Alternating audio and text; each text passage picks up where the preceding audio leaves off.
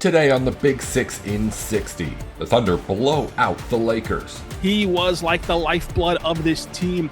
The Pistons get a Game 1 win over the Cavs. The Pistons winning their first game of the series. And the Avalanche take a 2-0 series lead over the Wild. Avs win this thing 5-2. This is the Big 6 in 60, the 6 biggest national sports stories from our local experts at the Locked On Podcast Network. We bring you the real story, why it matters, what's next, who wins the big game, and more, all in 60 minutes. The Big 6 in 60 starts now. Thank you for making the Big 6 in 60 your first listen of the day. Part of the Locked On Podcast Network, your team every day. Today's episode is brought to you by FanDuel. Download the FanDuel app now by visiting FanDuel.com and win $300 in bonus bets if your first $5 bet wins. The Thunder turned a tight start into a fourth quarter blowout against the Lakers to take Game 1. Rylan Stiles with Locked On Thunder breaks it down post-game. Look at this game. Obviously, no Luka, no J-Dub. A.J. Mitchell still gets the start in this one. A good decision by Mark and company to keep him in that starting five. They needed A.J. Mitchell. He was like the lifeblood of this team, always coming through in pivotal moments against this Lakers team that started out on a 7-0 run. LeBron had 5 quick points. The Lakers had a huge advantage to start this one. Not only the 7-0 run, but they played on through that as LeBron had 10 of the first 16 for LA at the first mandatory timeout. OKC was a step slow all over the court in the first half. And the Lakers actually dictated and also benefited from a higher pace game in this one. They never really early on had to attack a Thunder set shell defensively. And the few times that they did, they still generated high quality looks. And that was the Lakers' MO to start this game, and that's what led them to that early cushion in their lone lead of the contest. They were just a flat-out better team executing. They were better physically.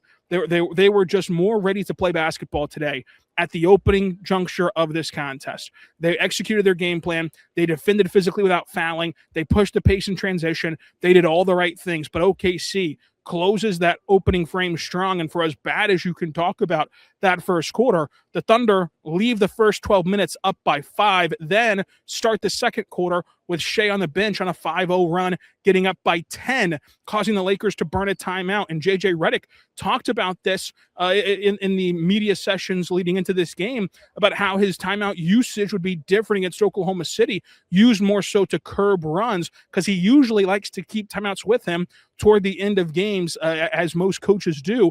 And that was a sound strategy, I will admit, by JJ Redick, but you saw the Thunder's ability and how hard it is to use timeouts to curb Thunder runs is that they can happen at any time. So JJ Redick calls a timeout out of a 5-0 run to start the second quarter, and he did that to try to kill momentum multiple times to the point where around the 8-minute mark in the fourth quarter, the Lakers have one timeout remaining. And the Thunder go on another run to officially put the game away at that juncture, and LA cannot call a timeout at that point to try to stop the bleeding. And so after getting up by 10 in the second quarter, the Lakers did respond, though, to that timeout with a little mini run. And the reason being, OKC in that first half, way too poor at the point of attack. I mean, how many times are guys like Marcus Smart getting a step on these all-NBA caliber defenders in Oklahoma City, this best defense in the NBA? That was a problem for Oklahoma City before intermission. Marcus Smart got Shea, got Kaysen to foul from behind the play as Smart is getting in front of them, crab dribbling his way into a shot. That was part of the problem for Oklahoma City of not blowing this game out wire to wire. Their point of attack defense wasn't good. Their rotations were not good to start this game. And the Thunder offense had way too many turnovers for their liking. You look at that first half, 8 turnovers for Oklahoma City. I mean, there's some games where they barely cracked 10 total for 48 minutes.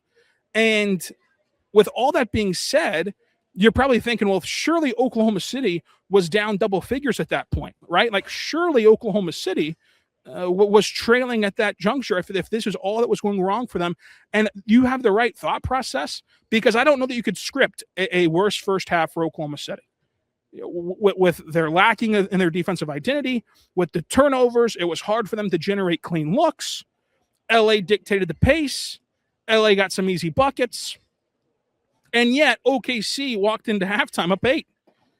Despite the turnovers, despite the slow step defensively, despite the shot making from LA, despite the fact that the Thunder, while they turned it over, they didn't win the turnover battle with LA in the first half. But this is why we've said all year long on this program on Locked On Thunder, you everydayers know it well, the Thunder have the widest margin of error of any team in the NBA. Because I think that anybody who's watched Oklahoma City play for 82 games this year, plus the 4 that they played against Phoenix, this would rank in the bottom third of games that they played in the first half.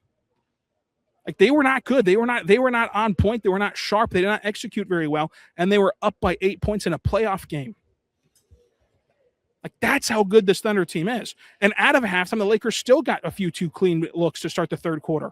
The Thunder had a hard time cracking LA's defense for looks because LA, what was great in the initial stages of this game, first half, early third quarter, at playing defense with their feet, not their hands, of showing Shea a crowd, making OKC play in traffic, making OKC go up against a physically imposing defense, and it limited their ability to get clean passes off into those opportunities to score the basketball, mixed with Oklahoma City's own timidness. Like, in this game, all throughout it, really, you saw those old habits creep back into the Thunder where they would have a three that by every playoff metric, right, the caliber of shot, the quality of shot, you'd consider them open threes for facing a playoff level defense.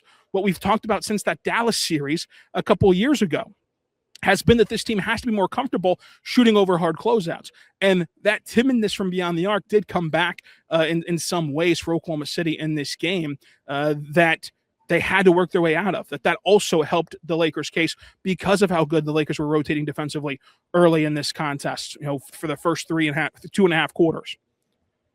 And so LeBron continues his early 10 points and parlays that into a great game where he was overpowering Oklahoma City. Even Caruso, who I thought would be the answer with no J-Dub, even Caruso let up buckets to LeBron James. And you felt OKC missing J-Dub in this one on the defensive end of the floor, especially because they missed that disruption. They missed that turnover generation. They missed him jumping passing lanes, him denying entry passes, him applying ball pressure. They missed that in this contest. And even Caruso got caught a little bit by LeBron as he had a fantastic game, 27 points on 17 shots that he had, operating in the post, and also had the 6 assists and 4 rebounds. This was a really good LeBron game. And so you continue to add to the list of things that went for Los Angeles' way and not Oklahoma City's way. But ultimately, OKC's up 11 at that point that we're talking about. And then they head into the fourth quarter up 14. And it felt like at that point, when you look up as the final buzzer sounds in the third quarter, remember what it felt like and remember to contextualize it. I think a lot of you, I heard from a lot of you, right, with the Everydayers program, with social media, it did not feel like Oklahoma City could play worse. It did not feel like the Lakers could play better at the end of the third quarter with what we saw for 3 of the 4 quarters. And yet, Oklahoma City was up by 14. Then the Thunder extended out to a 17-point lead, where, again, JJ cannot burn that timeout because he only has 1 timeout remaining. And from there, OKC, they got their easy looks offensively. They started to roll. This place started jumping and going crazy. And this is exactly what we talked about on today's crossover episode of Locked On Lakers. It's hard to do 48 minutes of the required physical defense, of the required rotating defense that you're forced to play to match Oklahoma City. The Lakers did not pull that off. They did not play 48 minutes of aggressive, sharp rotation, physical basketball. And it cost them. And it cost them in a big way. Ultimately, the Lakers kept the Thunder kept the Lakers to the arm's length. You look back on this game. We've spent a lot of the opening 9 minutes talking about things that the Lakers did well and Oklahoma City didn't do so well. And yet, if you get past that initial 7-0 surge by the purple and gold, the Lakers were kept at an arm's distance by Oklahoma City the entire night. The Thunder never trailed in the last 3 quarters. The Thunder never trailed in the second half. The Thunder still have not been behind in the second half of any of these playoff games. We're now 5 games into the postseason for OKC. The Thunder still have not gotten down double figures yet in the playoffs, and they spotted the Lakers a 7-0 run to start this contest. There were 5 lead changes, 4 ties, all in the first quarter. OKC won the battle of the rebounds 50-46. The Thunder had 14 turnovers. Do you expect that again in game 2? I certainly do not. And the Lakers had 17, most of that made up in the second half by OKC's more engaged defense. OKC a +8 in points in the paint.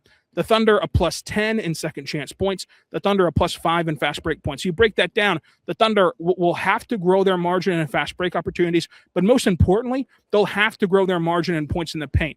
Again, when we're talking about the Thunder not playing worse, even as they won by 18 points than they did today, it's stuff like that. You foresee the series playing out to where we come on this show and talk about how the Thunder are +10, +15, +20 in the paint against LA. I think that will eventually happen for the Thunder, and that will continue to grow this already 18-point margin.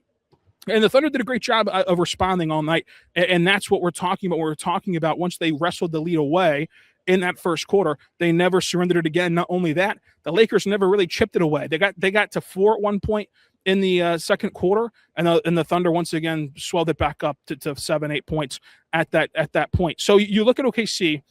They had a strong close to the first quarter, strong close to the third quarter, and really dominated the meat of the fourth quarter to put this one away and have the backups come in.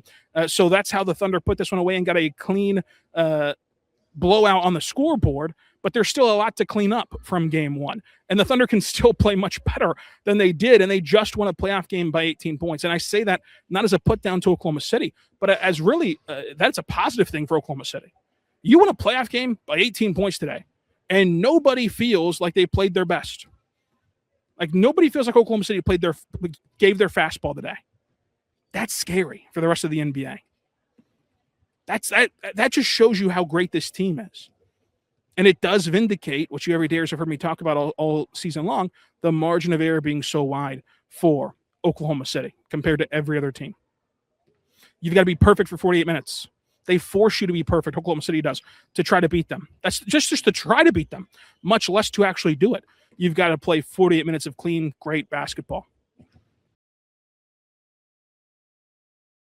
The NBA playoffs are here, and every possession matters. If you're looking to get even closer to the action, FanDuel has a great offer to get you started.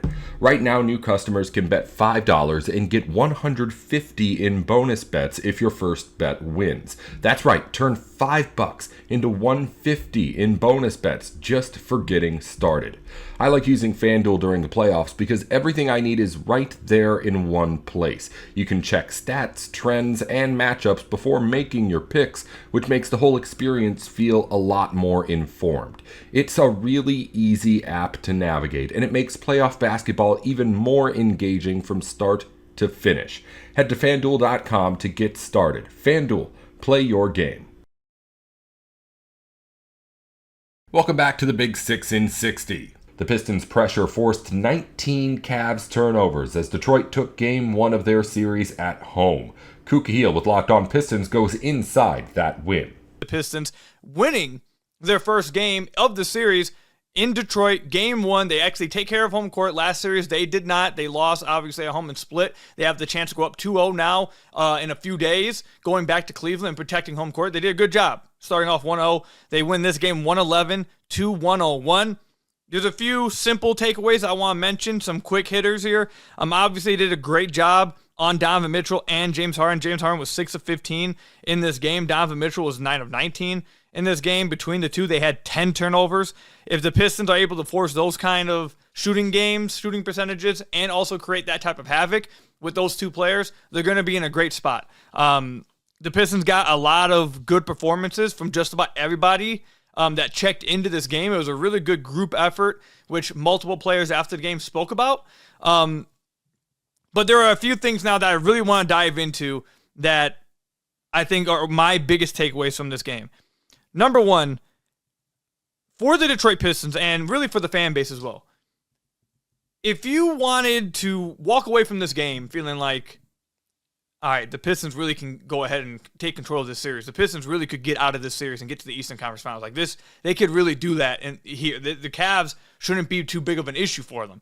If that's what you want to come out of this game feeling like going into Game 2, I think it went about as good as you possibly could have asked it to. Coming out of this game, my biggest question for the Cavs is, can they keep up in the possession battle? if the Pistons dominate the possession battle, the Cleveland Cavaliers will not win. They will not win a game in this series. Now, again, I don't think the Pistons are going to sweep them. I think the Cavs will eventually win a game or two in the possession battle. But after this game, I come away asking, how do they do that? This is a Cleveland Cavaliers team that in the first series turned the ball over more than anyone else in the first round outside the LA Lakers. They turned the ball over the second most amount per game, again, only behind the Lakers. And that was against a Raptors team that had some good defenders and had some good switchability, but they're not nearly as good of a defensive team as the Pistons, and they don't have no one, and this is respect to Scotty Barnes, there's no one on that team that's as good as a defender as Ausar Thompson. And the Cavs are walking into a different atmosphere here, a better atmosphere when it comes to defense with the Detroit Pistons coming up. 20 turnovers in this game for the Cleveland Cavaliers. The Pistons scored 31 points off those turnovers. The Cavs are not a super young team. The Cavs are not, I think Orlando did a much better job of getting back in transition and stopping the Pistons from really scoring as much as they possibly could in transition opportunities. I don't think the Cavs will be able to do that. One, I don't think a lot of their players really want to. And two, I just don't think they're athletic enough to do it, especially James Harden. When I said people that don't really want to do it, there's a few turnovers in this game where Harden just doesn't get back. I think that's something you will continue to see, and we've seen it all throughout his career. That's going to be something that happens. So I don't think the Cavs will do a great job of stopping the Pistons from scoring off their mistakes. And with that, it felt like the Cavs in the first half really were making the Pistons pay on the offensive glass. But then even after, you wait to the end of the game, the Cavs end up getting out-rebounded still in offensive rebounds. Detroit had 16, Cleveland had 11. So the Pistons won the rebounding battle, they won the turnover battle, they won the points off of turnovers battle, they won second chance points battle, they won the fast break point battle. If the Pistons are not going to be forced to go away from just relying on the possession battle, it will be ugly for Cleveland. And I walked away from this game saying, how will they be able to shrink that margin?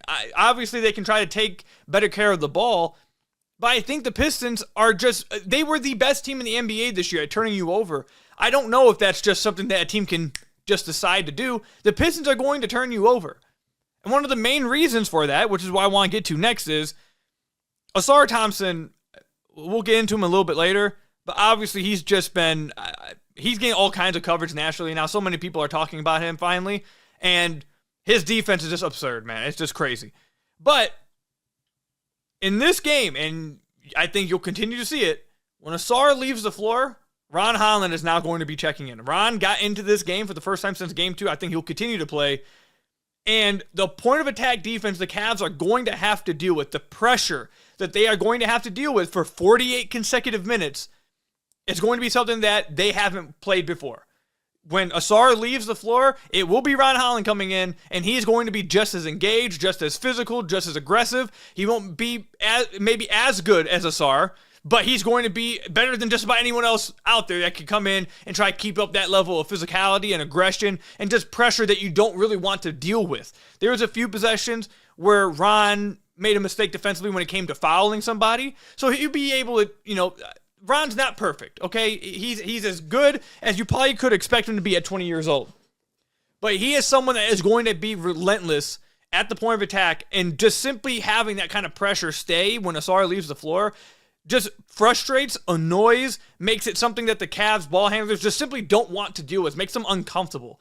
And I think that's going to be one of the bigger reasons why the Cavs continue to turn the ball over. Along with that, Cade Cunningham, I thought, did an incredible job checking James Harden. He used his size great against him. He used his length to poke the ball away from him multiple times. I thought he did a great job, by the way, of sitting on his right hand. And usually when teams or defenders sit on James Harden's right hand, he's able to get to that step back to his right, or able to get to the paint and get up that floater with his going to his right and try to draw a free throw by ripping through.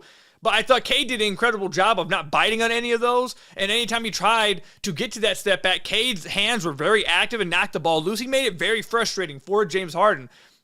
Look, they're going to be able to go after Duncan Robinson. And they had some success at doing that in the second half. I mean, they ended up tying the game. But even despite that, even when they tied the game, the Pistons kind of answered quickly with like a 6-0 run. And there was just never a point in this game, even as the Cleveland was chipping away at the lead, the Pistons just took the lead back, went on a run, and it just never felt like they lost control of this game. And it felt like the Cavs were really struggling to find a way to, again, the Cavs formula is not, oh, we're going to win the possession battle. Like they rely more on their offense. But when you are going against a team like Detroit, you cannot lose the possession battle like this and think you're going to win the game. Not only can you not lose the possession battle like that and lose the game, and think you're going to win the game, you also can't be held in the first half to 38% shooting and only 46 points scored in that half. Again, they had a better job in the second. They scored 55 points on relative efficiency in the second half.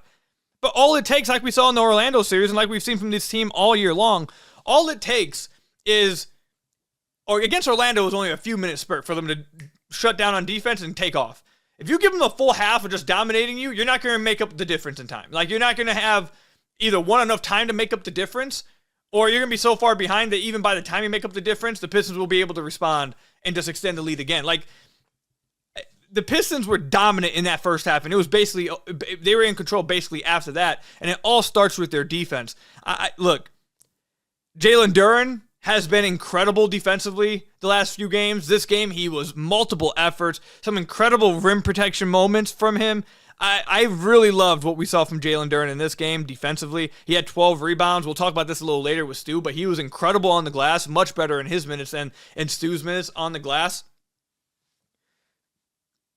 Duren, despite not scoring like people maybe wanted him to as a self-creator, he was able to be super aggressive with Jared Allen and get to the basket, and he got him in foul trouble early in this game, which really killed the Cavs as well. And despite Duren not being able to score, he only had 11 points on 4 of 11 shooting, he was able to get to the free throw line quite a few times. He got there 4 times, but on the way, on some of his drives, he was able to get Allen in foul trouble, and that right there is a big impact for the Pistons without even him needing to score, because it removes the two bigs off the floor. It forces Mobley to play at the 5 where he's not as good. And it also eliminates them from being able to do the roaming off of Asar with Evan Mobley. You'll have to try to do it with someone else, and that just won't be nearly as effective, which, by the way, I don't think the Mobley's roaming off of Asar was really impactful at all in this game. You want me to be honest? I think the Pistons, which we'll talk about in just a second, did an incredible job of doing what I've wanted them to do in attacking that, and it seems like the Pistons have really figured out how to utilize Asar offensively against it. But simply removing the double bigs off the floor is really going to hurt Cleveland. Jalen Duren did a great job of that. This was a very, very encouraging game from the Detroit Pistons. I know I said we'll talk about the bench coming up, and we will, but there's a few other points I do want to stick with that I didn't hit on yet that I think are slightly more important for the Pistons moving forward. One I'll get out the way now so I have more time in the next segment. I'll just hit quickly on this. Tobias Harris is big time, man. He is just huge. 20 points and 6 of 14 shooting. Got to the free throw line 8 times.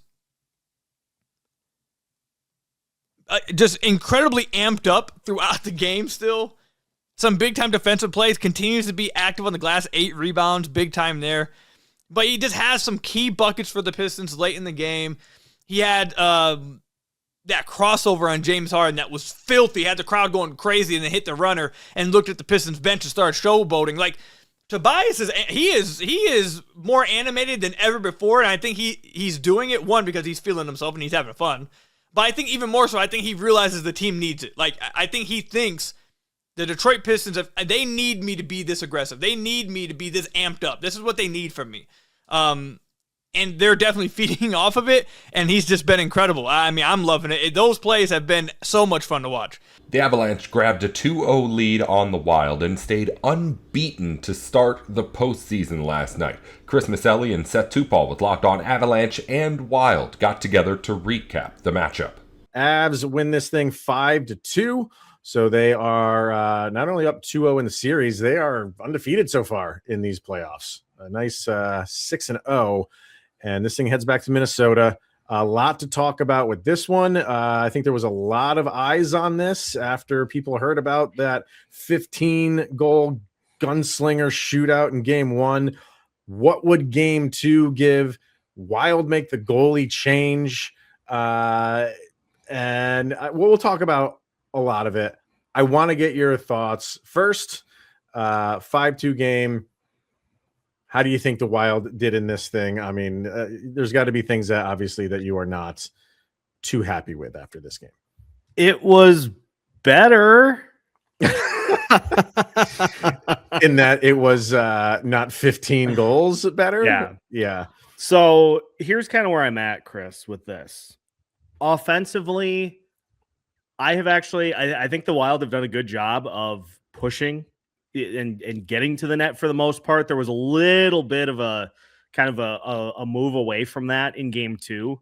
Like in game 1, they were crashing the net like crazy. Which is, I think, how you have to attack Scott Wedgwood in this series. You got to get up to the net, and you got to feast on those rebounds. You got to get up in close. The Wild did a great job of that in game 1. They kind of went away from that a little bit in game 2.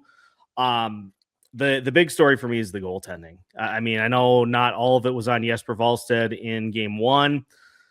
I was leery about making a change because Philip Gustafsson hadn't played in 6 weeks, in 3 weeks. It felt like 6. And we saw that on the first goal that he gave up. He did not handle it cleanly, and it goes in to give the Avs the 1-0 lead. Third goal, that's one that 90% of the time you want to see your goalie make the save on. But I understand what John Hines is going for, and a lot of people are saying, you know, you're giving Jesper a breather. You are doing this in the hopes that it sparks the whole team. And if it doesn't, you go back to Jesper at home and you just throw everything that you have in front of him. But, you know, I think the other thing that has become pretty woefully apparent in this series is like they're just, when you're playing a team like the Colorado Avalanche, who were the best team in the NHL for the entirety of the season, and a team that is coached in the manner that they are, with a guy that I think should be, I know you guys have talked about it a lot, so I'm not breaking any news to Avs fans. Yeah. A guy who should be a finalist for the Jack Adams on almost a yearly basis, Jared Bednar. It just does such a good job of getting everybody in the lineup to play hard. It's noticeable on the top line. It's noticeable on line 2, line 3, line 4. Like, those guys just go and they hustle. They skate fast. They're physical. They have moved Wild players off the puck. And at the end of game 2, it looks like the Avs got a little bit of a whiff of blood in the water. And they started to really get physical. Nathan McKinnon knocking Quinn Hughes off the puck, knocking Matt Boldy off the puck late in the game. It just felt like the Avs kind of got a sense of blood in the water at the end of game 2, and they said, all right, let's close this out. Let's finish this up. They made life really tough for the Wild at the end of the second. The special teams is an abject nightmare for the Minnesota Wild in this series. The penalty kill is at 50%, and that feels high. The power play is, I think, 2 for their last 27. And power play, as far as looks go, was better. But it doesn't really give you that much of a sense of hope unless you score power play goals. Right. Like, you can generate as many power play opportunities as you want. If you don't score goals, it's still a failure. Sure. So I'm not going to hit the level of despair that I hit after game 3 against the Stars. Because we're still, like, we're seeing the hockey. We're seeing the hockey being played in this series, which is different from what it was Wild Stars. So if the Wilds just elevate to a man, I think they can play with this Avs team. But we have not seen that yet. We have not seen that level of up your game from everybody in this lineup. And you are not going to be given anything by this Avs team. You're not going to be given any opportunity. You have to go earn what you get against them. Rightfully so. But the Wilds, to this point, they just have not generated enough opportunities to be able to stick in these games, and that's why they're down 0-2. Well, you mentioned Jared Bednar, and one thing I have always said about that man is, I mean, the Avs are not perfect. They're going to have games where, you know, things are not to their liking. And game one, even though they won, both teams were not happy about how they played that game, right? So the thing that Jared Bednar does so well is win or lose, mainly most of the time losing if you didn't play the way you want. Rarely do they follow that up with another stinker. And the issues that they have and the problems that they have, he gets his guys to correct those things or change their things, make the adjustments. Some people get on him for not making adjustments in game, and I think that's maybe a little bit fair. He's a little bit stingy on no, I'm going to play our game, and because it's proven to be successful. Where he makes his changes is the off day. And I think you saw that in this game. I think they were outshot. Minnesota outshot them, but and Scott Wedgwood needed to show up in some of those saves, especially late. You know, that late power play that Minnesota had. So again, it wasn't perfect, but it was a much better defensive effort by the Avalanche, and especially on Quinn Hughes. Yeah, like Hughes is an elite player, and he's going to get his looks. It's that Michael Jordan mentality of like, you can't stop him, you can only hope to contain him. And I thought the Avs contained Quinn Hughes in this game. I thought they did a fantastic job against him. So defensively, they knew they had to improve, and they did. Offensively, this team is so confident offensively. It's, you know what I mean? Like, short, like 9 goals. Yeah, we can sit here and be like, oh, you can't expect that. You can't expect 9 goals, but this team expects to put goals in the net on a nightly basis. And if you watched Locked On NHL and the short video I sent in, I got the math wrong because that the late Val Nichushkin empty netter with 4 seconds left, I miscalculated. The Avs now have 14 goals in these 2 games by 13 different players.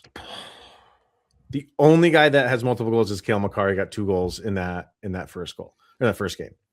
So in that short, I said 13 by 12, bump those up 1. 14 goals by 13 different players. How do you hate that? If you're an Avalanche fan, like that is, and I said in the video, it's tough then for Minnesota to really, sure, you're going to zero in on Nathan McKinnon. You're going to zero in on the top line on the Marty Natchez and stuff like that. But, and you alluded to it a couple minutes ago, like top to bottom, this team can hurt you. And they are doing it. That, like, game 1 was a weird, freakish game. Game 2 for the Avs is more of what they want to do. Yeah. You have some open ice, and so much different than round 1. I hated playing against the Kings. You swept them, but I hated playing against them for 4 games. I hated it. Yeah. You know, it's funny. Like it's like you are out in the ocean, and the Avs offense is just wave after wave after wave. And unless you are actively swimming and moving your legs, moving your arms, trying to stay above water, if you're just floating out there, you're getting pulled under. Like there just is there's nothing that you can do short of just hoping that the waves stop, which they're not going to. Like you have to actively fight the onslaught of waves coming at you. If you try to just outlast it, you're doomed. Welcome back to the Big 6 in 60. The 2014 college football playoff debate is picking up, with Big Ten programs like Indiana and Penn State watching how expansion could reshape the path. Jacob Goins with Locked On Hoosiers and Zach Sako with Locked On Nittany Lions talk it through on a crossover episode. 2014 college football playoffs. Apparently it's here, and also no more conference title games, because the college football playoff, or I guess the college football coaches in general, have come together and said, we don't want college championship games, and we want a 24-team college football playoff. Because according to the American Football Coaches Association, that's what they want, Seiko. They voted, they decided, they made their decision. No more conference championship games. We want the maximum amount of teams competing in the college football playoff, and we are dead set on this. Too bad they don't really have a say in all of this. I still think it's a big domino. The AFCA, which is the Coaches Association. This is for everybody. This is NFL, college football, everybody. And the Board of Trustees voted to approve their approval of a 2014 playoff. So if if an organization like that is going to say, yeah, we're totally on board of it, because the coaches could stand in the way with it, in the way of that. Yeah. Imagine if the college football playoff said, we're going to go to a 2014 model, and the AFCA pushed back on it, right? They have the power to kind of sway that opinion. So if they're going to say, yeah, we're totally on board with that, then the college football playoff committee, the powers that be, have no excuse not to make it a 2014 playoff. What I'm intrigued about is the conference title, the taking away conference title games. I am for that. Yeah. I am for that. But here's the thing though, with the 2014 playoff, we talked about how we do not want expansion, that watching the number 1 team beat up on the 16 seed and beat up on the 8 seed. We've talked about this many times, just even 1 versus 8, even 1 versus 4, right? Yep. Indiana destroyed Oregon. Indiana destroyed Alabama. So now you're going to take that same Indiana team and have them play the 16 seed. What does that do for people? What does that do for anybody other than make money? I agree. I mean, look, I am a big time anti-expansionist. I always have been. I always will be. That is for college football. That is for college basketball, college baseball, pretty much anything, even professional sports. I don't think allowing more teams into a playoff structure is a good idea in terms of, it's a waste of time. And in terms of trying to crown a national champion. Now, I want to talk the playoff in just a moment, but the big news, in my opinion, because look, let's be real, playoff expansion is inevitable. That's going to happen. Like, if they want to expand the playoff, they're going to do it. If they want to add more teams, if they want to add more games, they are going to do it. They being the NCAA, the College Football Playoff Committee, ESPN, whoever the case may be, they are going to do that. But what is major in this idea is that college football coaches, for the first time together, have decided that conference championship games are stupid. They're worthless. They're a waste of time. They're a waste of manpower. They make a bunch of money. That's but why the coaches don't care, right? The coaches have said, hey, we don't give a crap that the SEC or the Big 10 or the Big 12 makes a bunch of money from its TV deal. We are basically wasting our time, wasting our money, wasting our energy, playing in a game that most of the time, Zach Seiko, literally does not matter. No, that's it. It's because actually, in a way, losing, we saw this with Penn State, losing a college football, or excuse me, a Big Ten title game actually benefited Penn State, where they got a more favorable path, but that's because of the expanded playoffs. So if we're focusing, if we want to zero in on the conference titles, because I thought I had and this is in conjunction with the solution to the CFP. I am for conference playoffs, actually. More than just the title game. Have your top 4 teams, because we continue to expand the conferences. So make it 6 teams. I would start with 4 and then see how that works. You take the top 4 and you have a semifinal. You have a 1 versus 4, 2 versus 3. And then the winner of that conference tournament, this mini conference tournament, would go on to the college football playoff. And this is where you would need to decide, okay, because I know the power structure, it's not all equal with the Big 10 champion, the SEC champion, the Big 12, and the ACC. Right. And then you'd have 6 that would be really upset. And what do you do with Notre Dame? Oh God. Notre Dame is the big domino. That's why we don't have this. It's because of Notre Dame. Thanks. But my grand plan is you have the 4 mini conference playoffs, which this would be phenomenal if it wasn't for Notre Dame. The 4 conference playoffs. The champions from each of those tournaments would move on, and then you would have a final 4, and then you decide how they would be seated at that point in time. That's where you can use the analytics or whatever have you, whoever has the best resume, that kind of thing. But you would have, similar to the NFL model, where you have to do XYZ in order to get to the next step. Sure. It's not this, we're in a conference, we're not in a conference, we beat these teams, but we lost to this team. We won by this amount of points against this team, but we didn't lose. And then you have a committee and it's too subjective. The conference title games can matter, but for some reason we've decided that they don't. Yeah, I don't think they do. I really don't. I mean, you're at the point where teams at the very top, like Indiana, Ohio State, Alabama, Georgia, it didn't matter. Those teams there are legitimate conversations that you and I have had and fans have had and coaches have had internally for sure of, do we really need to play this game? Like, do we really need to show up to Indianapolis or Atlanta or, the Big 12 championship game? Do we really need to play this? Like, is it beneficial for us because we're already the 1, 2, 3, or 4 seed, or we're already the 5, 6, or 7 seed? And if we win, maybe we'll get a bump.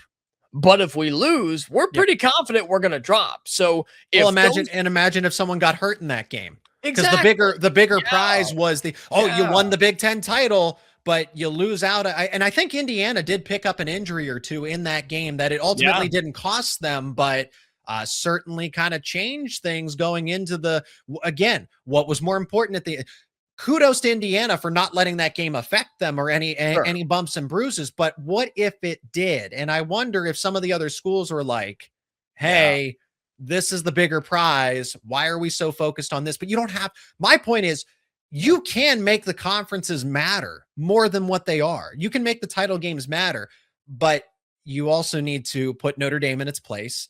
And you also need to find a way to see how you can get the conferences to be a little more competitive overall. Again, a Big Ten and an SEC championship is not the same as an ACC and a Big 12 championship. The NHL playoffs are here, where every shift matters, every moment is intense, and the pressure is at its highest. And just like the performance matters on the ice, it matters off the ice too. That's where Rougiette comes in. Rougiette offers treatments designed to help you get ready and stay ready when it matters. Their top option, Rougiette Ready, combines clinically proven ingredients in a simple mint that dissolves under your tongue. They also offer Go Long, designed to help with both performance and control. It's all about confidence and feeling like yourself again. Head to Rougiette.com/LockedOnNHL and get 15% off your ED treatment. That's RUGIET.com/LockedOnNHL for 15% off. Rougiette, performance medicine for men. Welcome back to the Big 6 in 60. The Seahawks added veteran pass rush help by signing Dante Fowler Jr. to a one-year deal. Corbin Smith and Rob Rang with Locked On Seahawks explain the fit in Seattle. It's been speculated, feels like basically since the Super Bowl ended in February, but Dante Fowler Jr. is finally joining the Seattle Seahawks. The move that has been weeks in the making, signing a one-year contract worth up to $5 million, according to Tom Pelissero of NFL Network. And Rob, those are the kind of deals that you can make with players when you get to this stage of free agency. And ultimately, as we discussed yesterday in our mailbag segment, this felt like something that still could happen at any time, might get dragged on. The Seahawks and Dante Fowler Jr. decided to knock things out more than a week after the compensatory formula went out the window and all free agency acquisitions no longer counted towards that. Seattle knows they're going to get their 4 comp picks, and now they get their 1-for-1 exchange for Boye Mafe. And I'm not necessarily saying that he is the same exact player, but Rob, these two are very similar in the way that they approach the game, how they win on the outside. And in terms of getting somebody that can come in with experience that's going to cost a fraction of what Boye Mafe signed for the Bengals, this has always felt like the most ideal signing for the Seahawks, in particular because of the familiarity he has with a few coaches as well as DeMarcus Lawrence on the Seahawks. Yeah, I think that's very well said, sir. I think that we live in an era now, Corbin, where people want immediate action. I mean, I call it the McDonaldization of society, where you order something or you expect something, and if it isn't delivered by the time you blink your eyes, then oh my goodness, it is cause for panic. But Dante Fowler Jr. has been a clear fit for the Seahawks now. Ever since the NFL draft concluded, and Seattle, despite having 8 selections, did not select an edge rusher. You look at a 31 going on 32. He'll turn 32 in August. But so an aging player, no question about that. But also a very proven pass rusher. And now look, if you want to look at his statistics and say he only had 3 sacks a year ago, I would counter with Boye Mafe only had 2 sacks a year ago. If you want to go with the amount of quarterback hits, then Dante Fowler Jr. had 10 quarterback hits a season ago. Boye Mafe only had 4. Obviously, Boye Mafe is a much younger player, and as you mentioned, he signed for significantly more dollars. He is the classic speed rusher that Seattle didn't have until they brought in Dante Fowler. But I do think that he is able to kind of fill the hole that the Boye Mafe left for Seattle. He isn't going to be a 10, 12 kind of a sack type of a guy, just because he's not likely to get that type of opportunity. He is going to be a bit of a pass rush specialist. But for a pass rush specialist, he also shows some awareness against the run. He does have the power to be able to kind of hold up at the point of attack. He isn't going to just, go full force upfield and then create a massive hole for runners, including quarterbacks, to be able to kind of jump upfield. He does recognize what's going on. He plays good team football, and Adam Durde knows that as well as anybody, having coached him in Dallas as a down defensive end, as well as the Atlanta Falcons as a stand-up outside linebacker. And I just see this as a perfect fit for the Seahawks. You mentioned the 1-year reported $5 million possible contract if he gets all of his incentives. And so to me, this just feels like a really easy win for Seattle. And similar to what we've talked about with some of the rookies, and while I think that a Jadarian Price or a Bud Clark might be able to, outperform where they were selected just because of the talent that they are inserted next to, I think the same argument could be made here for Dante Fowler. You put him in with a defense as gifted as Seattle's, then I do think that we are likely to see him get significantly more than the 3 sacks that he had a year ago in Washington.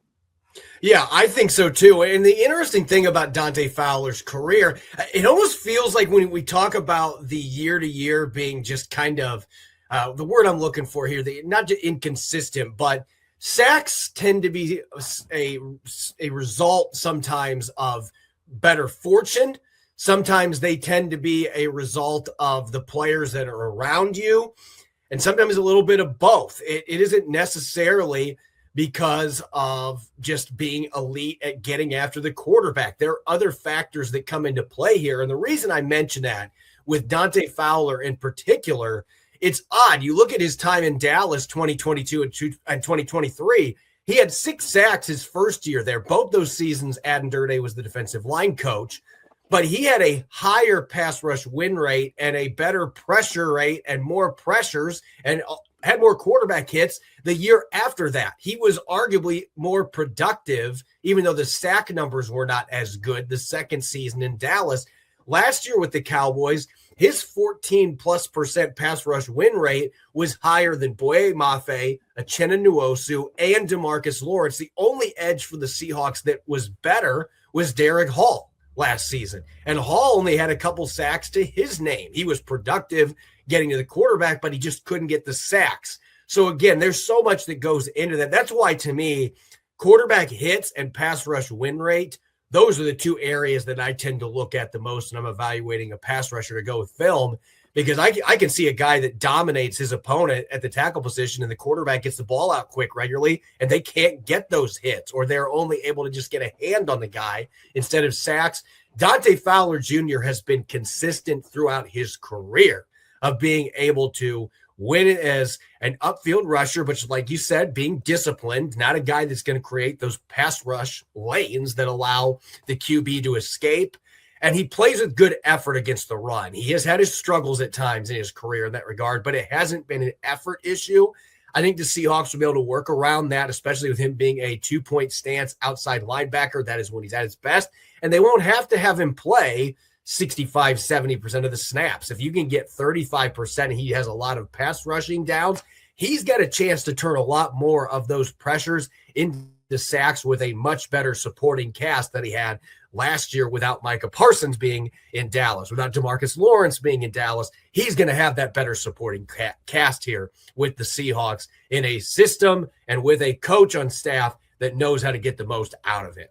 Yeah, again, I think that's well said. I think that the 14.1% pass rush win rate, you mentioned that, that statistic here just a moment ago. And if we're going to have that conversation, then let's go. I mean, because that to me is one of the most exciting elements about Dante Fowler Jr. And again, you compare him to Boye Mafe, who had a pass rush win rate of 12%.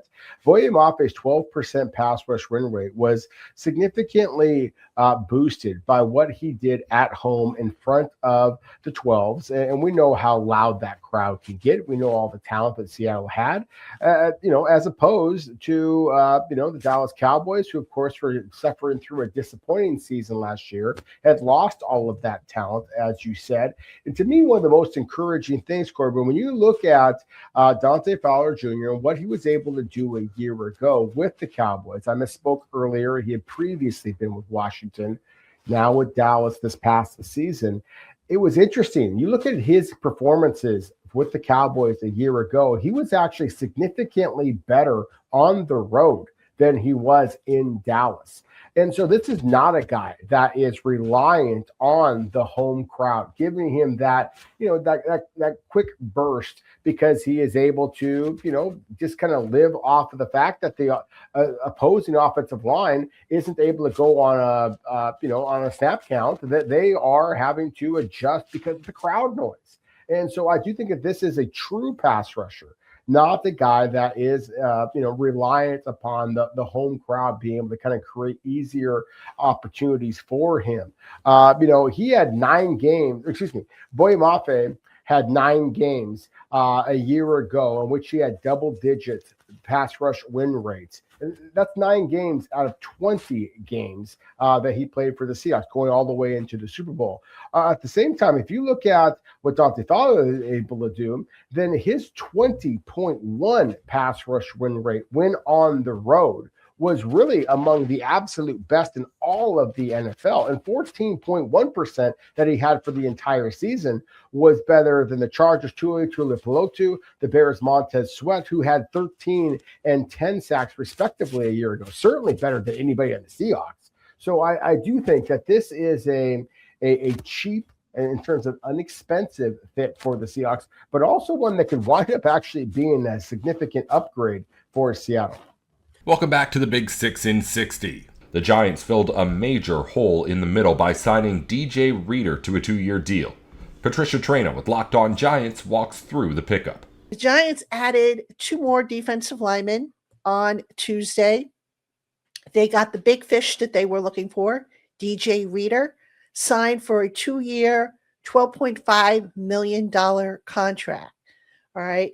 DJ Reader, this is a guy who I think everybody was pounding the table for, a guy that they, is probably the closest thing they can get to replacing Dexter Lawrence. And, I still say you don't replace Dexter Lawrence because everybody's different. This isn't like we're talking robots where, one guy comes in and he's identical to the guy he's replacing. Everybody brings something different, which I'll get to with DJ Reader in a second. So they added DJ Reader, and they also picked up off of waivers a guy by the name of Zach Pickens, who was a former 3rd-round draft pick for the Chicago Bears. Most recently, he was with the Kansas City Chiefs. But let's start with Reader, all right? And what does Reader bring to the table? Reader is a very, very good run stuffer, all right? The guy is a big body. He's a load to handle, and he's going to help force running backs, because he eats up all the space on the inside and the interior. He's going to maybe help force some of the running game to go outside towards the tackles, where now you've got more athletic linebackers who can have sideline to sideline range to potentially stop the running game from gouging them. So the hope is that now that they got that big body in there, that's going to help with the running game. All right. He is a nose tackle, which was Dexter Lawrence's position. So DJ's going to step right in there and be the starter, all things, barring anything weird happening. The guy, it's interesting looking at some of DJ Reader's film, even when he gets the double team blocks, he doesn't get neutralized. He's able to fight them off and still push his way into the backfield. And as a result, he even gives you a little bit in terms of pass rush. All right. So again, the closest thing that the Giants probably were going to find in terms of what Dexter Lawrence brought to the table. But DJ Reader, I think it's fair to say he's kind of declining a little bit, but not to the point where you're going to sit there and say, oh my gosh, this is a disaster signing. This happens to be a very good signing for the Giants.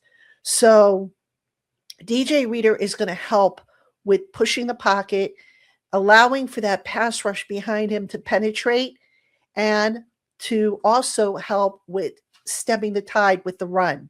If you can force some of those runs by the opponents to the outside, to the sidelines, maybe you string them out, maybe you stop them cold, and you don't have these guys bursting up the middle into the second level and beyond, where now all of a sudden they're gouging the Giants for big plays in the run game. All right. Reader is also durable, a guy who rarely misses starts. He started, I think, all but 4 games in his regular season career over the course of his 10-year career. So Reader is a really, really good pickup for the Giants, and I'm sure they are glad to have him. They wanted him. They kept at it. They made it happen. Now, I just want to talk real quick about Zach Pickens, a guy that they picked up off of waivers from Kansas City. Pickens was originally a 3rd-round pick of the Chicago Bears. He has 19 career pressures in 271 pass rushing snaps, 19 stops against the run in 271 run snaps. All right. This is more of a rotational guy. This isn't a guy who I think you're going to plug in there as a starter. He's going to give you rotational snaps, almost like a Rakeem Nunez-Roches, who, I know at one point was a starter for the Giants, but he became a rotational guy. So the idea is the Giants want to keep their defensive line fresh. They want to be able to rotate guys and not have a drop-off necessarily like they had every time Dexter left the field. The overall big picture of this makeover, all right, 6 new defensive linemen between the draft and free agency, the 6 being Reader, Sam Roberts, Lecky Fotu, Bobby Jamison-Travis, the draft pick, 6th round, Shelby Harris, and Pickens. So that's 6 new defensive linemen. Overall, when you put them all together, there's one characteristic that they all bring to the table, and something that John Harbaugh has been stressing, not just on the defensive line, but also on the offensive side of the ball, basically in the trenches. And that's something, ladies and gentlemen, physicality, bully ball. You're going to hear me say it a lot on this podcast. Bully ball is coming to East Rutherford. Harbaugh is trying to build up bullies in the trenches, because for far too long, we have seen it. We have seen defensive linemen get pushed away. We've seen offensive linemen lose their one-on-one battles. Harbaugh is going to put a stop to that. And in selecting the players, in particular for the defensive line, who are going to compete for jobs, he's off to a pretty good start. Now, some of you are probably saying, okay, well, what's the depth chart going to look like? We won't know formally what the depth chart is going to look like until we get into training camp, but I'll give you a rough idea of what I think, how I think it's going to stack up, at least for, the OTAs that are coming up later this month. So at defensive end, you figure Roy Robertson-Harris right now is the incumbent, although Roy Robertson-Harris, depending on what happens with the guys behind him, they might be able to cut him and save some money. So Roy Robertson-Harris isn't a slam dunk to make this roster, but right now he is the incumbent at defensive end. So behind him, you've got Elijah Chapman and Sam Roberts. At nose tackle, it's Reader, Fotu, and Bobby Jamison-Travis. Now, Bobby Jamison-Travis, I would not be surprised if he ends up on the practice squad. Just an early guess. I haven't seen him practice. I haven't seen, talk to anybody, since he was drafted from the team. Just a guess at this point. Jamison Travis probably can use a little bit of development. And now they've got all these veterans who can maybe, take up the load so that they don't have to push the rookie into the lineup before he's ready. Then at the defensive tackle spot, you've got Shelby Harris, Darius Alexander, the second-year defensive lineman, and Zach Pickens, the guy that they just picked up. For those wondering about Chauncey Golston, I think Golston is probably going to be more of a stand-up linebacker in this defense. He will be behind Brian Burns on the depth chart. So again, the thing to keep an eye on here, bully ball, obviously that is the theme. It's going to be a theme throughout the spring, throughout the summer. But the battles right now, as they're kind of shaping up, I would keep an eye on the defensive end spot. Roy Robertson Harris, are they going to keep him or are they going to move on from him? Because now they've got options that, can push Robertson Harris rather, for his job. So just kind of an interesting scenario. It's a job fair, if you think about it, for the defensive linemen, and may the best men win the competition. That's all for today's Big Six in 60. If you follow basketball, football, or college sports, the Big 3 in 30 has a half hour on the biggest news in the NFL, the NBA, and on campus, going up every weekday just like this one. Just search the Big 3 in 30 NBA, the Big 3 in 30 NFL, or the Big 3 in 30 college, wherever you're listening or watching now. Thanks again for tuning in to the Big Six in 60.